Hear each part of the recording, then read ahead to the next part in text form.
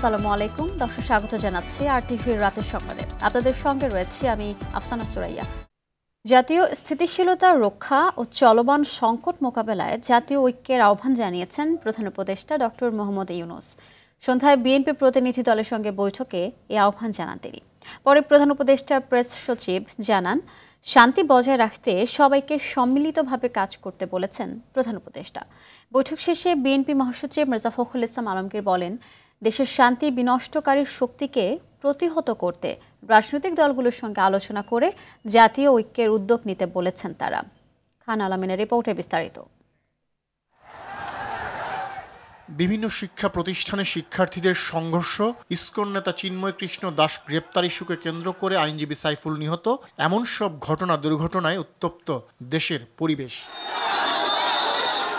এমন পরিস্থিতিতে প্রধান উপদেষ্টার সঙ্গে বৈঠক করে বিএনপি মহাসচিব মির্জা ফখরুল ইসলাম আলমগীরের নেতৃত্বে একটি প্রতিনিধি দল, যেখানে যোগ দেন স্থায়ী কমিটির সদস্য মির্জা আব্বাস, নজরুল ইসলাম খান, আমির খসরু মাহমুদ চৌধুরী ও সালাউদ্দিন আহমেদ। বৈঠকে সমসাময়িক সব বিষয় নিয়ে আলোচনা হয়।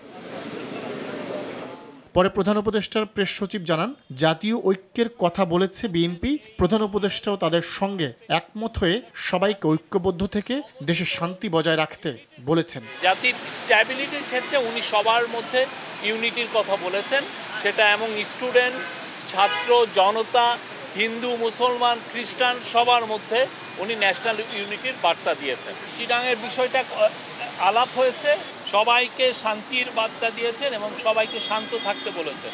বিএনপি মহাসচিব মির্জা ফখরুল ইসলাম আলমগীর বলেন, পতিত স্বৈরাচার পেছন থেকে দেশকে অস্থিতিশীল করার অপচেষ্টা করছে। শান্তি বিনষ্টকারীদের প্রতিহত করতে জাতীয় ঐক্যের বিকল্প নেই বলে মনে করেন বিএনপি মহাসচিব। এই মুহূর্তে সেটা সবচেয়ে বড় প্রয়োজন হচ্ছে জাতীয় ঐক্য। আমাদের সামনে এখন অনেক বড় চ্যালেঞ্জ রয়েছে। সেই চ্যালেঞ্জগুলোকে মোকাবেলা করার জন্য বিশেষ করে যারা বাংলাদেশের স্বাধীনতা সার্বভৌমত্বের প্রতি হুমকি হয়ে দাঁড়ায়, অথবা এর যে স্ট্যাবিলিটি এটাকে যারা বিনষ্ট করতে চায়, তাদেরকে প্রতিহত করার জন্য প্রতিরোধ করার জন্য আমাদেরকে অবশ্যই একটা জাতীয় ঐক্য গড়ে তুলতে হবে। সেই কথাগুলো আমরা আপনাদেরকে বলে এসেছি। প্রয়োজনীয় সংস্কার শেষে নির্বাচনী রোডম্যাপ দেওয়ারও আহ্বান জানিয়েছেন বিএনপি নেতারা।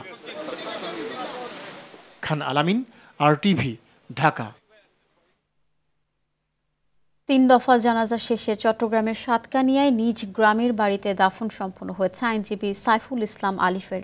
এর আগে বেলা 11টায় জমিয়তুল ফালাহ মসজিদে আয়োজিত জানাজায় বেসামরিক বিমান পরিবহন ও পর্যটন মন্ত্রণালয় উপদেষ্টা হাসান আরিফ উপস্থিত ছিলেন।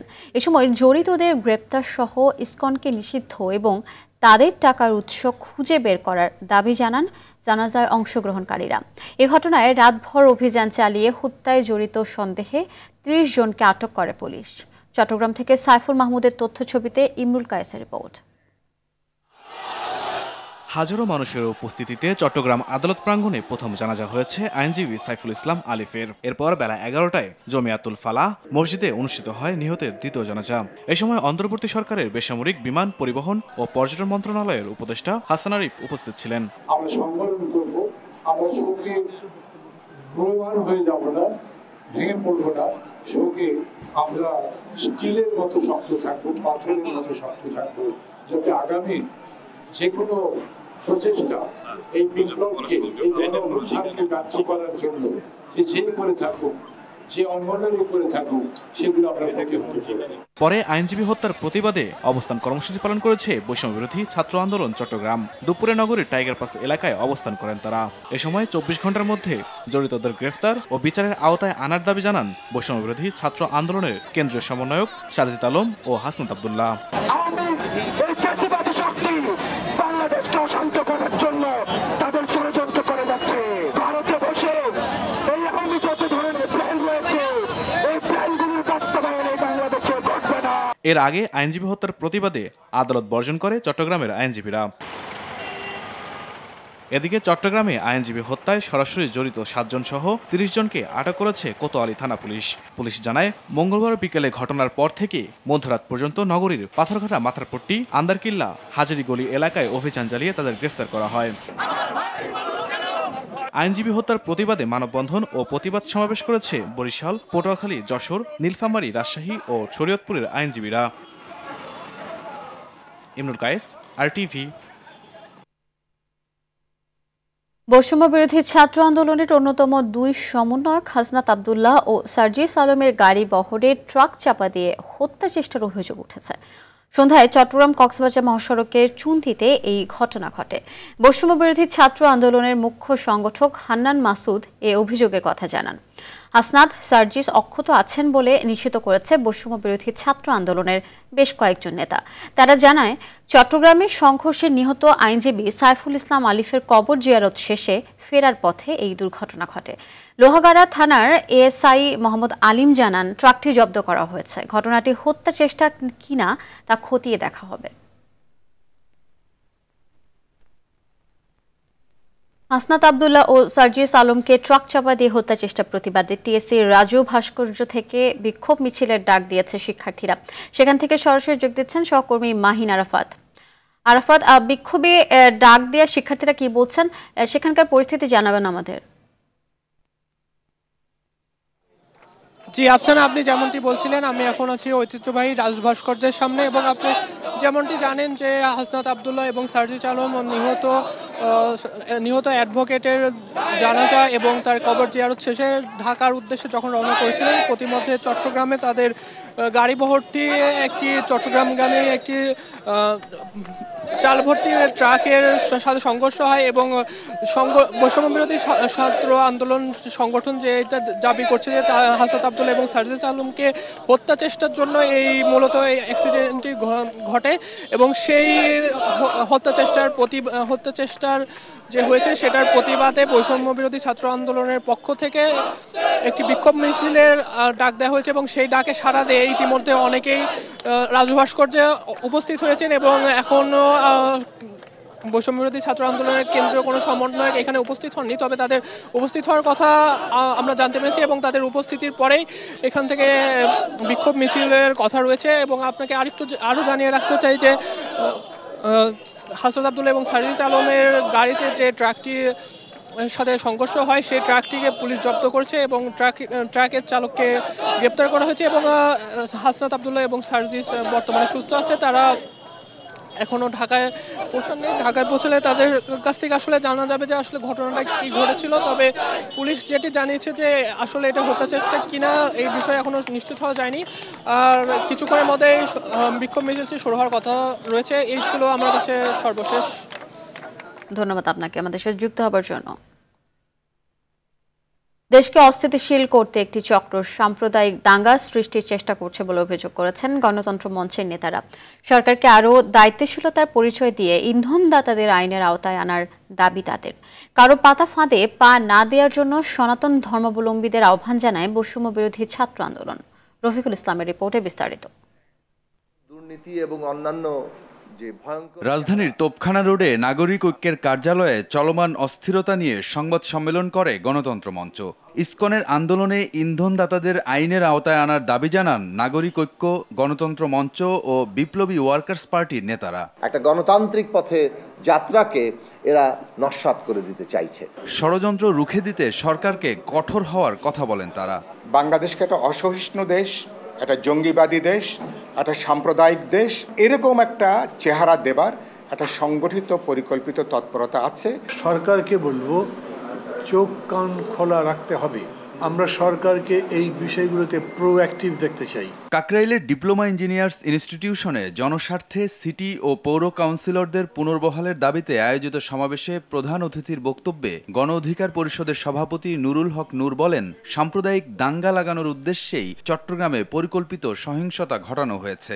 ব্যক্তিগত স্বার্থ সংশ্লিষ্ট বিষয়, ব্যবসায়িক বিষয়কে যারা সাম্প্রদায়িক ঘটনা হিসেবে রূপ দেওয়ার চেষ্টা করবে, এগুলো নিয়ে আপনারা একটা প্রতিবাদ করবেন। কেন্দ্রীয় শহীদ মিনারে দোয়া ও সম্প্রীতি সমাবেশে বৈষম্য বিরোধী ছাত্র আন্দোলনের সমন্বয়করা বলেন, ৫ আগস্টের মতো ঐক্যবদ্ধ হয়ে ষড়যন্ত্র রুখে দেওয়া হবে।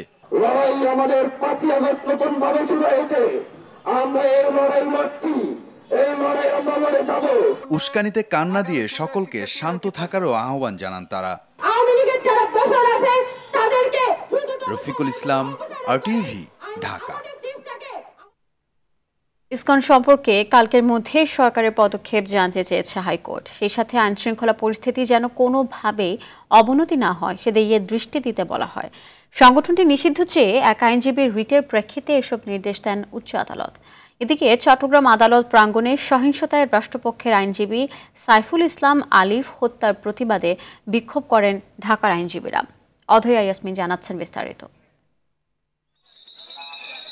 রাষ্ট্রদ্রোহ মামলায় ইসকন নেতা চিন্ময় কৃষ্ণ দাস ব্রহ্মচারীর জামিন নামঞ্জুরের পর সোমবার চট্টগ্রাম আদালত প্রাঙ্গণে সহিংস বিক্ষোভ হয়।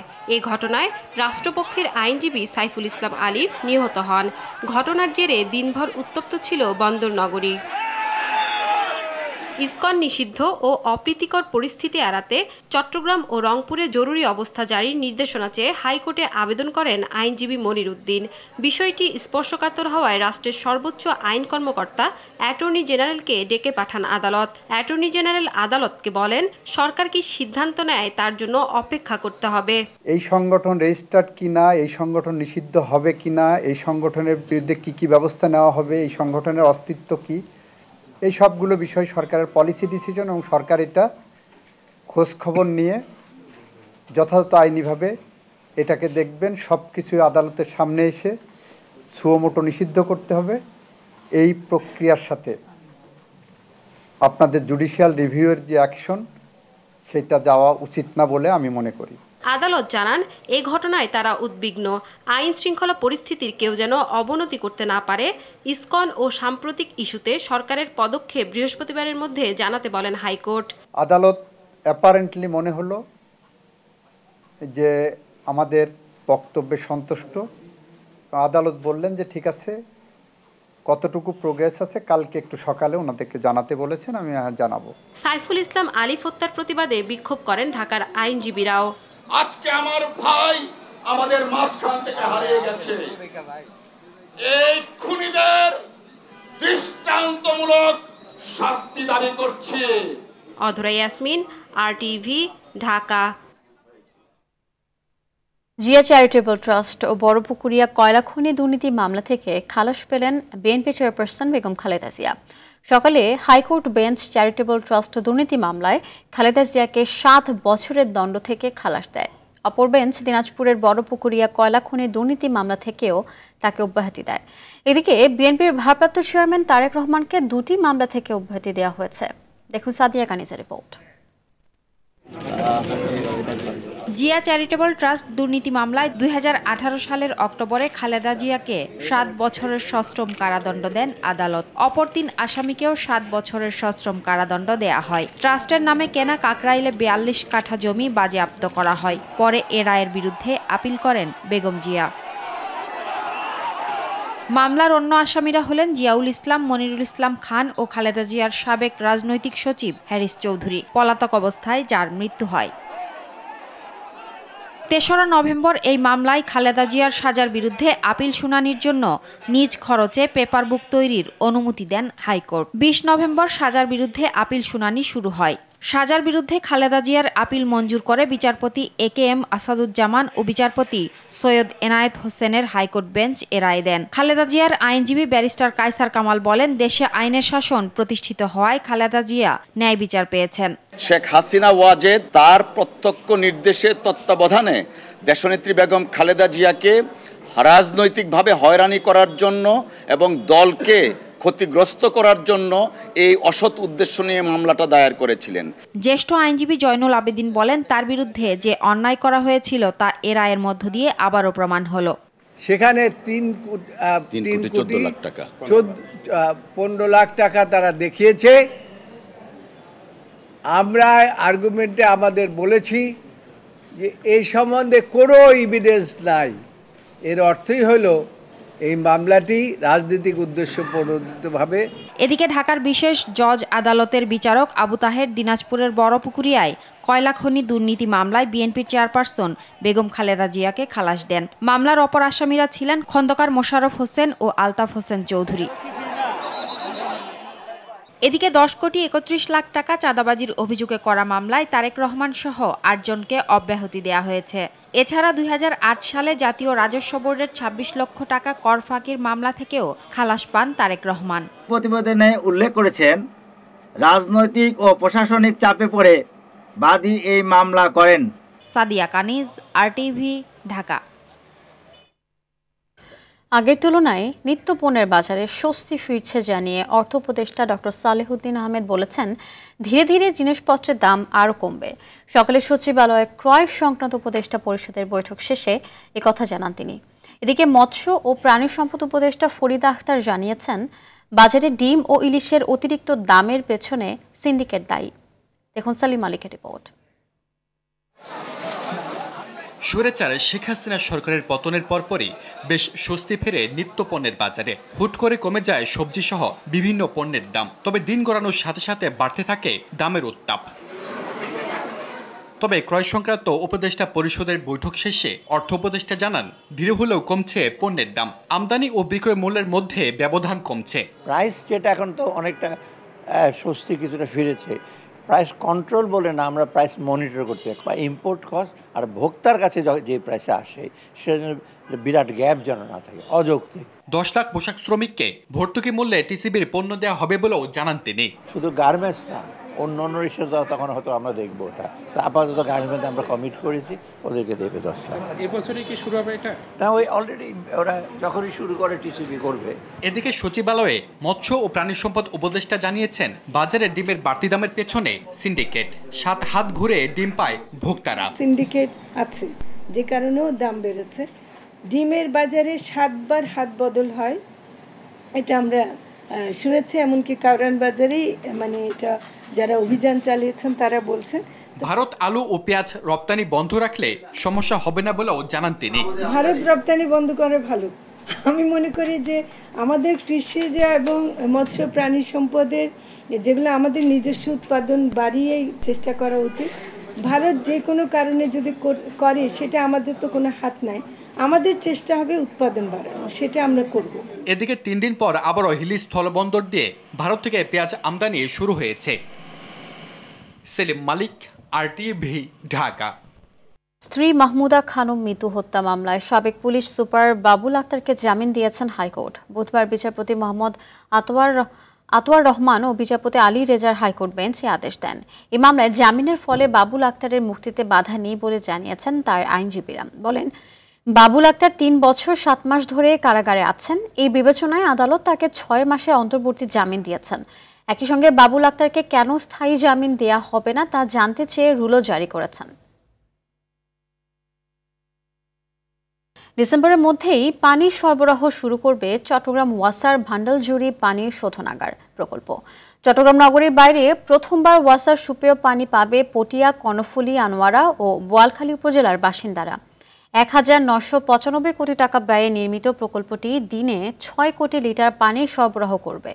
শুধু প্রকল্প চালু নয়, কঠোর নজরদারির মধ্য দিয়ে নিরাপদ পানি সরবরাহ নিশ্চিতের দাবি জানিয়েছেন স্থানীয় বাসিন্দারা। টিয়া, আনোয়ারা, বোয়ালখালী এবং কর্ণফুলী উপজেলা, এই 4টা উপজেলাকে আমরা টার্গেট করে এই প্রকল্পটি নেওয়া হয়েছে। কারণ বিশেষত আনোয়ারা এবং পটিয়া এলাকায় যে সমস্ত শিল্প প্রতিষ্ঠান আছে ওখানে পানির সমস্যা, এবং সাথে সাথে ওই উপজেলাগুলোর যারা স্থানীয় বাসিন্দা আছে ওনারা স্যালাইন ওয়াটারের জন্য ওনারা পানি ব্যবহার করতে পারেন না। দর্শক, রাতের সংবাদ এ পর্যন্তই। মধ্যরাতের সংবাদ 1টায় দেখার আমন্ত্রণ রইল। ধন্যবাদ সবাইকে।